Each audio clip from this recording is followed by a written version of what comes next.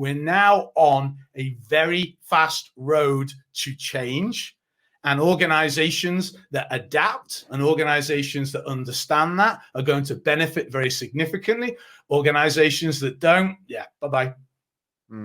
We kind of covered this a little bit in our previous interview, but do you think that what's happened now at the moment with the current situation, do you think that's just really accelerated things that we've all been talking about for a long time? Like, there's nothing in this conversation really that's new and that's not out there. It's just the speed that it's probably now going to consolidate and change into something else that we'd all probably put on the back burner up until now. Yeah, completely. Right. So this is beforehand, you could ignore certain signals that you could see in the industry because you could kick that can down the road and either hope something wasn't going to happen, or maybe it's going to be 2-3 years away. Right. That was primary. That was the primary attitude on most. As an industry, we were still getting excited about being able to offer a mobile app about 12 months ago. So, let's not suggest that we are at the forefront of technology in most aspects. Even operationally, there's a great deal of improvements that could be done when you look at comparison with other industries. However, I think that what we've now got in place is when the pause button went on, what I hope happened was that leaderships in many organizations were given a different viewpoint, or at least an opportunity to give more consideration to their business. I know I did. I know the first time when this was announced, when I realized that there was no longer going to be anybody to speak to on the end of the telephone for a period of time, it is an utterly unique situation for any business to be able to sit down now and fully plot out what they believe the impact could be, the scenarios that could happen. We'd all like to think we do it on a day-to-day basis, but it's too challenging. There's too much going on. We're running our business, we're running our lives, and we're running at 100 miles an hour. Currently, that's not the case for the vast majority. And therefore, the opportunity to start looking into what things could look like, what the possibility to do this is, what would be the impact if that happened? Do we have the capability to go and put a digital offering on? Is our brand strong enough for us to start charging for a commercial digital offering, right? Should we be looking at consolidating with another brand? What brands do we think are going to struggle that we could go out and possibly acquire, right? All of these questions are strategic questions that may get asked at a board meeting on a quarterly basis for an hour, and from an off-site review on maybe a day on an annual basis. And the depth they'll go into is no more than confirm that the question probably should be answered, but they'll kick the can down the road for another year. Not now. We're into 4 weeks now. We're going to have ours extended tomorrow. Presumptions probably after the half term, May the 6th, May the 8th, along those lines. That still gives every business leader in this industry, from the geography I'm speaking from at the moment, the biggest, largest proportion of time they will get in their careers to deliberate what direction their business could be in. Any of them that in 12 months' time sit there and say, well, that was a bit of a surprise, I'm going to guess are the ones that are not going to be in business for too much longer. Because this is an opportunity. It just depends on whether you want to take it. Because realistically, it's hard at the moment. We get it. Everybody does. It's hard for everybody. But there is a necessity to plan forward. And if they don't plan forward, they won't get this opportunity again.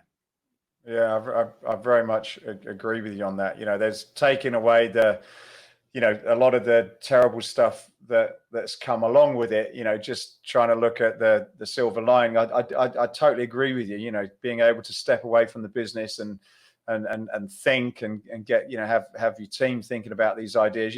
We've spoke for a short while today, and there's a number of different scenarios that have popped into my mind that I hadn't thought about. And, there is some, certainly one of the things you can't take away from is that people's health, I believe anyway, people's health is going to become more an important part of their lives than it ever had been. So even the people that weren't into health and fitness are probably realizing that they need to be a little bit healthier and fitter. And so I think the circle's certainly increased in terms of that. It's really a case of, how you create relationships and provide services in this, in this new world, of which I think is a bigger opportunity for everybody. I wanted to sort of, move over to social media. Now I believe you've got a social media business. Is that right, Ian, still, or are you about to sell it? No. Yeah, okay. There's that too. I Localwise, yeah. I've had Localwise. Sorry, if I'm not allowed to say that, I'll edit that bit out. Just 1982. Now you got my mind going. In 2012, right? So I've had that for quite a long time, and basically, Localwise was a platform predominantly used by big agencies, but also used by many of the brands as well. But effectively, it's utilized to understand which social media content is resonating, what's the performance, etc. So yes, I've had that for quite a bit. And it's used by an awful lot of the fitness brands as well.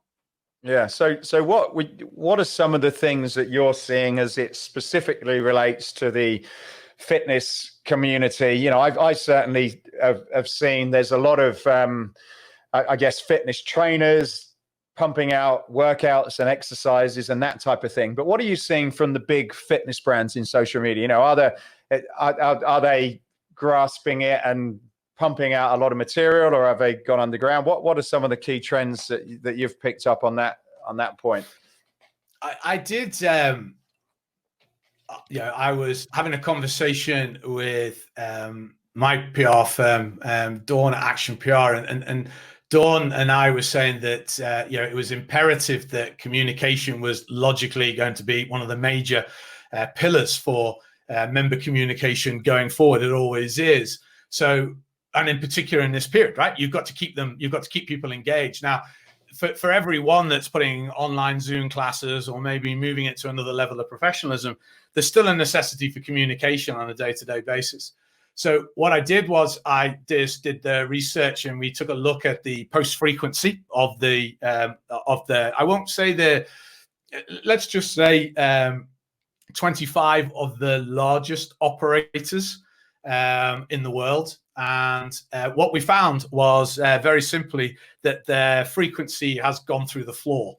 They are actually communicating significantly less in April than they did in March.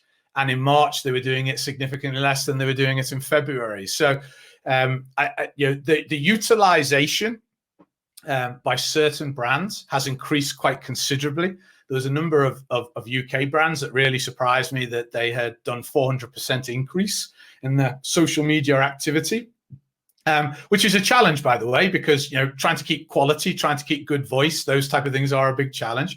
Mm-hmm. But there was also a significant majority of them in the overall group that had stopped being active altogether, or were putting out basic public information notices, or using Carver and throwing a motivation quote on there well below their usual standard. I suppose that's understandable. Maybe the marketing team no longer exists. Maybe they're gone, right? Maybe that is the aspect of it. But can I just go back to that cash flow forecast? If you've been ignoring your members for the previous 4 weeks, do not expect them to be knocking on your door looking to rejoin up, right? There, because you may have been, but there are others that are not. It's not just Joe Wicks doing his on his daily basis on his classes that were, that have taken the UK by storm. There are many, many operators that are doing incredibly good jobs, even in a amateurish but enthusiastic way, to be able to engage their membership.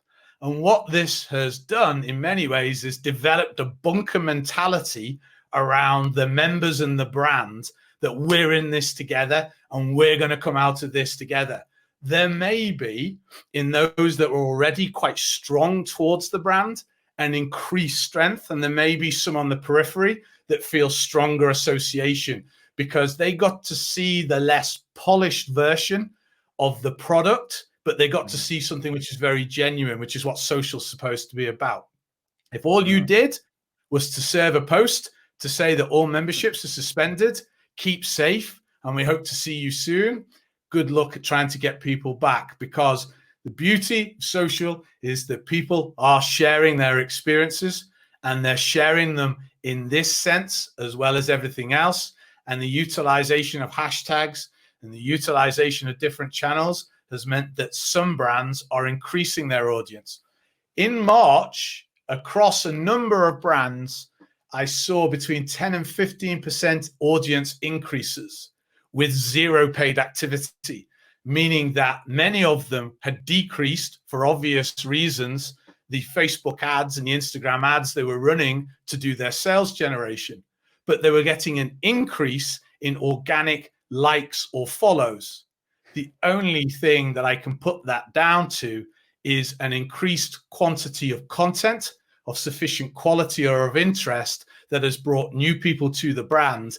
And those individuals, those brands have got a capacity to then convert that into paying customers in whatever form they choose to at a much higher rate than those that are not doing anything at the moment.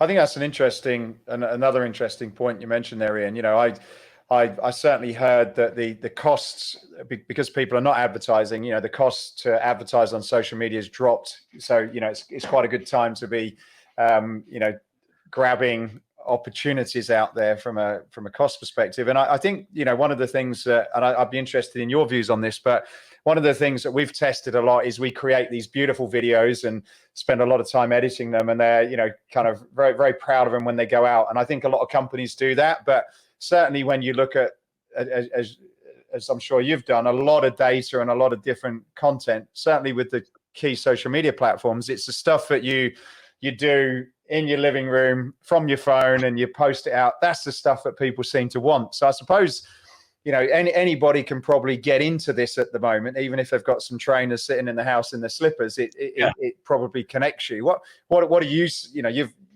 know a lot more than I do, but what's your sort of takeaways or your advice with this sort of opportunity on social media as everybody is locked down and they've probably not got budgets at the moment? Well, you pointed it out yourself. So there is two aspects. There are those of us that are going to look for a digital class or a digital engagement so that can help us with our fitness.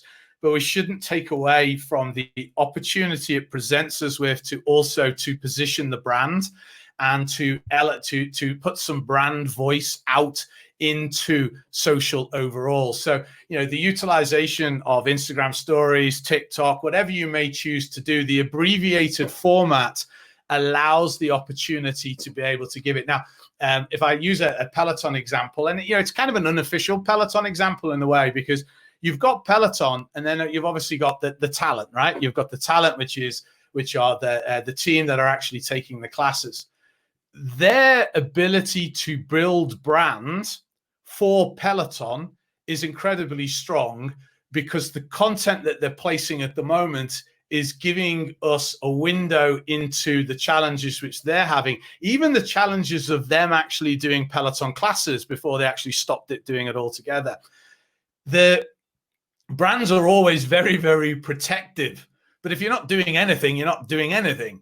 In many cases at the moment, one of the strengths of the necessity to do this at-home type stuff by your trainers is to actually work to build up the trainer themselves, to give the trainer the support and the infrastructure so that they can help to do it. I think Pure out in Asia has done an incredibly good job. They've been delivering great content consistently, free of charge over Instagram during that particular time.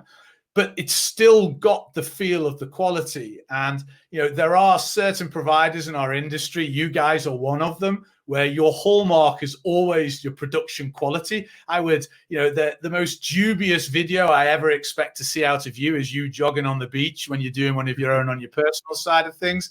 And that would never get through your marketing team, I'm pretty sure, right? Because of the, you know, the standards of production you guys have are very, very high. However, when you don't have the capacity to do that production, providing additional guidance into your instructors about maybe utilization of the brand, maybe to, you know, have the logo in the top right of that font, actually giving them the formats and those type of things can allow them to raise their game, suggesting to them the hashtags that they could be utilizing on there. Yeah, getting them to understand that it's how you start and how you end that many people will remember, not the stuff that goes on in the middle. And then also looking, if I'm looking after social at the moment, I'm planning a content calendar, and that content calendar is going to have by necessity two things. It's going to have the content that would be expected by a member to keep them engaged. And then, as well as, let's say, the public interest stuff, let's move towards the humor aspect as well. There is lots of opportunities, even if it's engineered within the organization itself, to add elements of humor, to share a human aspect of the brand so that people can associate. In the fitness industry, now more than ever, the success is not the brand, it is the people that work within the brand. Therefore, if you want to have a strong brand, you need to be investing in your people. Perversely, that's exactly what hasn't happened, because unfortunately, a great deal have had to be let go. And there's a great deal of individuals that probably are the brand that the brand currently does not have the ability to actually involve and get involved in. But when you do, or when you find an opportunity, you should utilize it and utilize that individual to actually be able to project what you want by giving them the resources, the skills, and the guidance to make sure that it stays genuine, realistic, but professional.